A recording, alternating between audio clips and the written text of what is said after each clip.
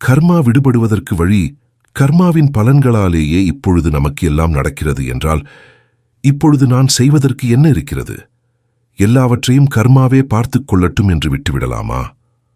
ஓஷோ பதில். ஒரு முறை ஹசரத் அலியிடம் ஒருவர் இதே கேள்வியை கேட்டார்.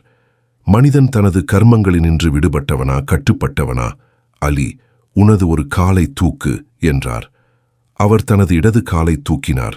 அலி, இப்பொழுது மற்ற காலையும் உயர்த்து என்றார். அவர், எப்படி உயர்த்த முடியாது என்றார். அலி, ஏன் என்று கேட்டபோது, ஒன்றை உயர்த்தவே சுதந்திரம் என்றார். அலி, மனித வாழ்வும் அப்படியே.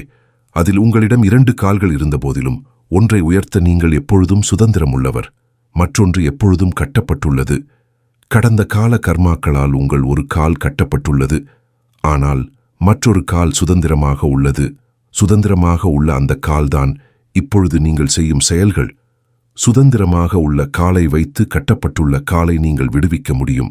எப்படி என்றால், பல பிறவிகளாக கோபம் கொண்டு பழகிய ஒருவன் பழக்கத்தின் காரணமாக இன்று தன்னுடைய தொலைந்து போன ஒரு செருப்புக்காக கோபப்படலாம். உடனடியாக உங்களுக்கு கோபம் வருகிறது என்றால் கோபத்தால் நீங்கள் கட்டப்பட்டிருக்கிறீர்கள். அதுவே பந்தப்படுத்தப்பட்ட ஒரு கால். அதுவே கர்மா. ஆனால் இன்னொரு கால் சுதந்திரமாக உள்ளது. அதுதான் விழிப்புணர்வு.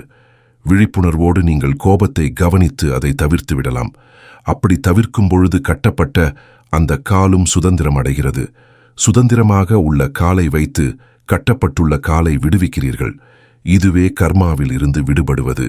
நீங்கள் எவைகளில் எல்லாம் கட்டப்பட்டிருக்கிறீர்கள் என்பதை விழிப்புணர்வோடு ஆராய்ந்து இப்பொழுதைய செயல்களின் மூலம் கர்மாவில் இருந்து விடுதலை அடைய முடியும். இது மேலான நிலை. அல்லது விழிப்புணர்வு இன்றி பந்தப்படுத்தப்பட்ட கர்மாவின் வாழ்வில் தொடரலாம். இது கீழான நிலை. இப்பொழுதைய செயல்களின் மூலம் உங்களால் கர்மாவில் இருந்து விடுதலை அடைய முடியும்.